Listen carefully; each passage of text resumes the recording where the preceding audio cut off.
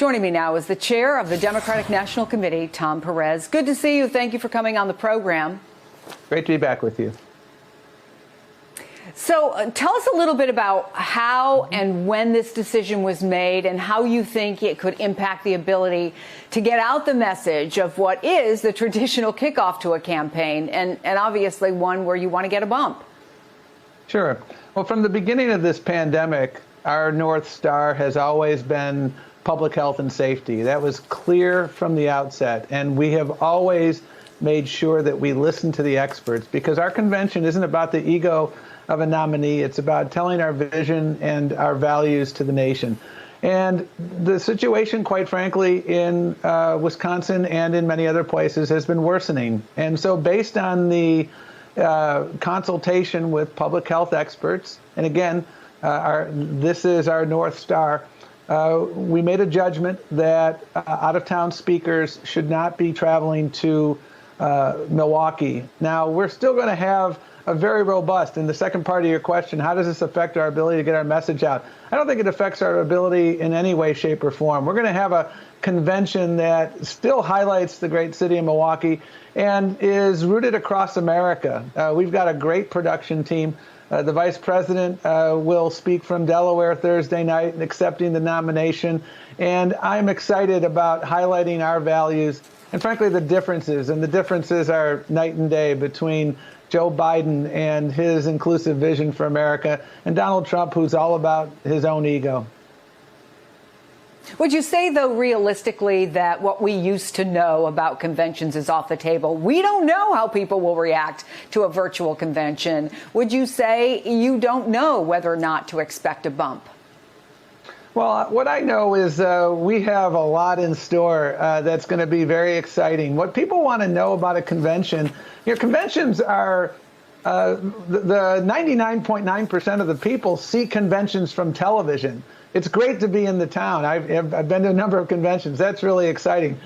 Conventions are television productions, and we're going to have a great show 4 nights in a row highlighting who we are as a nation. We're making history. We're going to have the first female vice president in American history. I think that's really exciting, and that reflects the boldness of the vice president.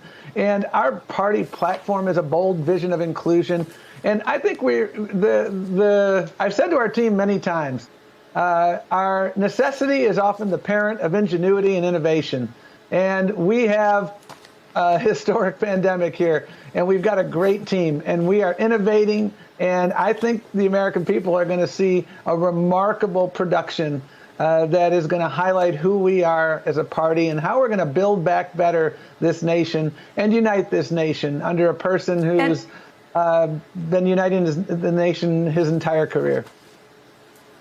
And obviously, whatever challenges Joe Biden face, so does Donald Trump. And the president clearly wants to make sure he has a made-for-TV backdrop. I'm sure you heard him this morning talking about the White House potentially as a place for his acceptance speech or one of the monuments even. Well, let me play for you what he said.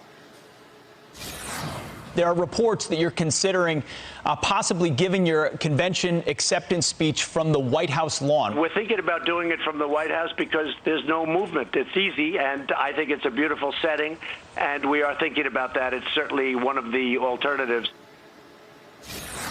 He also said it would be easier, less expensive. What's your reaction? Well, it's ethically breathtaking to hear the president say that I'm going to give a political speech from the White House. That would be a non-starter for any Democrat running. That is so unethical, but there's no surprise there. He also said today that it's virtually impossible for kids to spread the coronavirus. So this is a president who's been reckless with the facts, reckless with the science, reckless with the ethics, reckless with the truth. And that is something the American people are just sick of. And I think wherever Joe Biden is in Delaware giving his acceptance speech, our party, the differences between them and us, I am so excited to highlight those differences. And I do think we're going to come out of our convention with a remarkable level of excitement. And we've been preparing for this. Unlike the other side, they're just going one place to the other. We've been preparing for this eventuality now for months, because we understood that this pandemic might require some extraordinary measures, and we're ready for that. Yeah, a very unconventional convention, but this has been almost 4 years of an unconventional presidency.